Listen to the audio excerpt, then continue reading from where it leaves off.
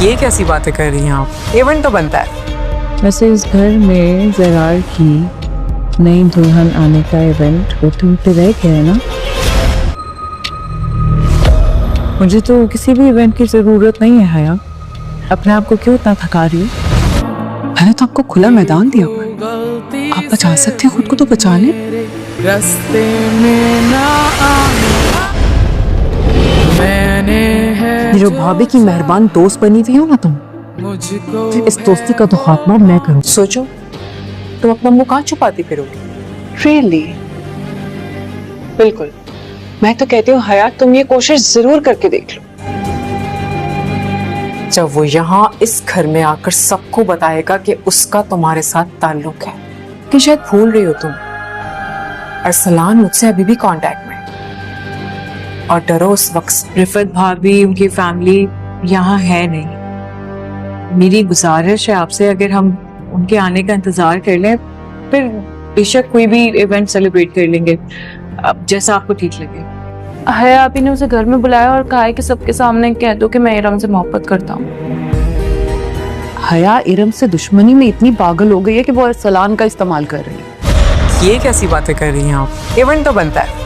ویسے اس گھر میں زرار کی نئی دلہن آنے کا ایونٹ ہوتے ہوتے رہ گیا ہے نا. سونیا تم رو کیوں رہی ہو؟ رو تو مت. نہیں میں آپ کی مجرم ہوں. بس آپ جو بھی کرنا چاہتی ہوں اس سے پہلے ایک دفعہ مجھ سے مل لیں، مجھ سے بات کر لیں. مجھے تو کسی بھی ایونٹ کی ضرورت نہیں ہے حیا. اپنے آپ کو کیوں اتنا تھکا رہی ہو؟ میں نے تو آپ کو کھلا میدان دیا ہوا ہے. آپ بچا سکتے ہیں خود کو تو بچا لیں. راستے میں نہ آنا میں نے ہے یہ جو بھابھی کی مہربان دوست بنی ہوئی ہو نا تم، مجھ کو اس دوستی کا تو خاتمہ میں کروں. میں تمہاری کوئی بھی سازش کامیاب نہیں ہونے دوں گی. یاد رکھنا بہت نقصان اٹھاؤ گی. نقصان سے وہ لوگ ڈرتے ہیں جو صرف فائدے کی جنگ لڑنا چاہتے ہیں. کہ ارم ہے ان سازشوں کے پیچھے، اور کیا سازش ہے نا یہ بھی بتا دینا، میری ہیلپ ہو جائے گی. میری سازش ہو اچھا یہ تو بہت غلط ہو جائے گا. ایک کام کرو نا، تم جاؤ اور جا کر سب کو بتا دو. السلام علیکم. ارے یہ تو میرے کہنے پر نہیں آئی تھی.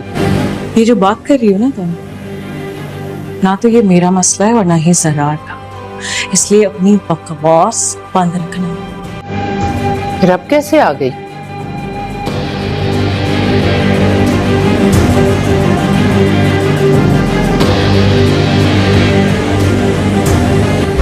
ملازمہ شمیم آتی تھی اس کمرے میں، اور ہاں حیا بھی آتی تھی. اور مجھے کچھ ایسا کرنے پہ پلیز مجبور مت کرو، بعد میں تمہیں پچھتاوا. سرار بھائی، ان دنوں میں آپ کے آس پاس کون رہا ہے جس کو اس بات کا علم ہے؟ کیسی بات کر رہے ہیں آدم بھائی؟ ارم کو گھر لانے سے پہلے آپ نے کون سی اجازت مانگی؟ میں سوچ رہا تھا کہ اگر ہم آسیہ کو گھر واپس لے آئے. میں تمہاری کوئی بھی سازش کامیاب نہیں ہونے دوں گی. یہ کیا تماشا لگا رکھا ہے تم نے؟ میں نے تماشا لگایا؟ تماشا تم نے لگایا اور میں اسے ختم کرنے آئی ہوں. ارم سے وہ ویڈیو بھی میں نے دیکھی. تمہارا ارم سے کیا تعلق ہے؟ لا کر آپ نے مجھے کھڑا کیا تھا نا، میں تو وہاں سے نکل گئی. حیا بدنامی کے دلدل میں جس جگہ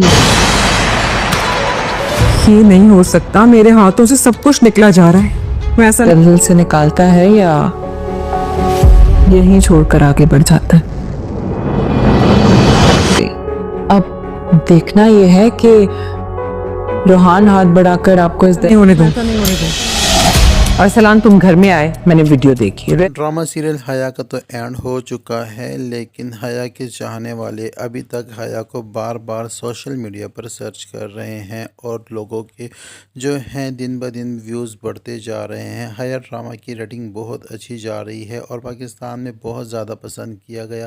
نہ صرف پاکستان میں بلکہ پڑوسی ممالک سے بھی بہت کمنٹس آ رہے ہیں. ڈرامہ سیریل حیا کا تو اینڈ ہو چکا ہے، لیکن حیا کی سٹوری ہمیں یہ سکھا گئی ہے کہ کسی پر بھی آنکھیں بند کر اعتماد نہیں کرنا چاہیے، اور کبھی کبھی آنکھوں سے دیکھا بھی غلط ثابت ہو سکتا کیونکہ جس طرح حیا نے اپنے گھر والوں کی آنکھوں پر پٹی باندھ رکھی تھی اور وہی گھر والے دیکھتے تھے جو حیا ان کو دکھاتی تھی، تو اسی بات کو مد نظر رکھتے ہوئے گھر والے جو فیصلے کرتے تھے وہ حیا کی مرضی کے مطابق ہوتے تھے، نہ کہ انصاف پر مبنی ہوتے تھے۔ لیکن یہ ساری جو غلط فہمیاں تھیں اور جو لڑائیاں بنی ہوئی تھی گھر میں، اس لڑائیوں کو ختم کرنے میں ارم نے بہت اچھا کردار ادا کیا ہے، اور ارم نے سب کی آنکھوں پر سے حیا کی باندھی ہوئی پٹی تو کھول دی ہے، لیکن حیا جو ہے اپنی خود اعتمادی میں اتنا آگے بڑھ چکی تھی کہ وہ اپنے آگے کسی کو کچھ سمجھتی ہی نہیں تھی۔ حیا کی خود اعتمادی ہی حیا کو لے ڈوبی، یہاں تک کہ حیا نے جس مقصد کے لیے اتنا کچھ کیا، اس مقصد اور اس منصب کو پانے کے لیے حیا نے اپنا آپ ہی گنوا دیا، کیونکہ حیا تو ایک پاگل سی لڑکی بن کر رہ گئی، اپنا ذہنی توازن کھو دیا۔ حیا نے اپنی خواہشات کے پیچھے بھاگ بھاگ کر وہ اس حد تک پہنچ گئی کہ آخر کار اس کو وہ بھی نہ ملا جس کی اس کو طلب تھی، اور وہ اپنا گھر بھی برباد کر دیا، اس نے اپنی شادی شدہ زندگی بھی برباد کر دی۔ نہ صرف اپنا گھر برباد کیا بلکہ اس نے اپنے سسرال میں بھی ایک آگ سی لگا دی تھی، اور آخر کار اتنا کچھ کرنے کے باوجود حیا کے ہاتھ کچھ نہیں آیا سوائے رسوائی اور بدنامی کے، اور اب اتنا بڑا روگ اس کو لگ گیا ہے کہ حیا کا ذہنی توازن ہی ٹھیک نہیں ہے، اور حیا کے گھر والے سب اس سے نفرت کرنے لگے، اور نہ صرف گھر والے بلکہ اس کا اپنا شوہر جو اس سے محبت کے دعوے کرتا تھا، آج وہ بھی حیا کو نفرت کی نظر سے دیکھتا ہے۔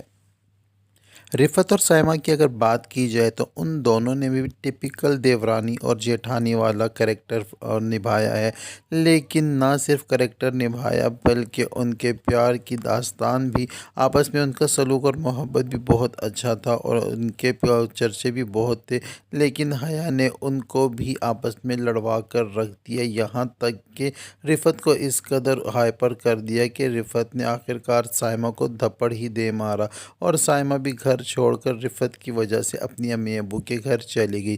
لیکن ارم نے آتے ہی سب سے پہلا کام ہی یہ کیا کہ جو سائمہ تھی اپنی امی ابو کے گھر ناراض ہو کر جا چکی تھی، اس کو واپس لانے کا سر توڑ اور جی توڑ کوشش کی، اور اس کو واپس لے کر آئی، اور سائمہ کے واپس آنے سے ہی ارم کا اعتماد جو ہے بحال ہوا، اور ارم کو لگا کہ جس طرح میں نے سائمہ اور زرار اور رفت والا مسئلے کو حل کیا ہے، اب آہستہ آہستہ کر کے میں سب گھر کے مسئلے مسائل ختم کر دوں گی، اور حیا کی حقیقت جو ہے سب گھر والوں کے سامنے لے آؤں گی۔ اور پھر ایسا ہی ہوا، کیونکہ ارم اکیلے تو یہ سب کچھ نہیں کر سکتی تھی، اگر ارم پر ہارون اعتماد نہ کرتا، اور ہارون نے ارم پر اعتماد کر تو لیا، لیکن ارم نے بھی اس کو یہ ثابت کر کے دکھا دیا کہ سچائی جو ہوتی ہے وہ کبھی بھی نہیں چھپتی، چاہے دیر سے ہی سامنے آئے مگر ایک دن سامنے ضرور آتی ہے۔ اس ڈرامہ میں کون سا کریکٹر بہت زیادہ پسند تھا؟ کمنٹ سیکشن میں اپنی رائے کا اظہار ضرور کریں، اور ساتھ ہی ساتھ ہماری ویڈیو کو بھی لائک کریں۔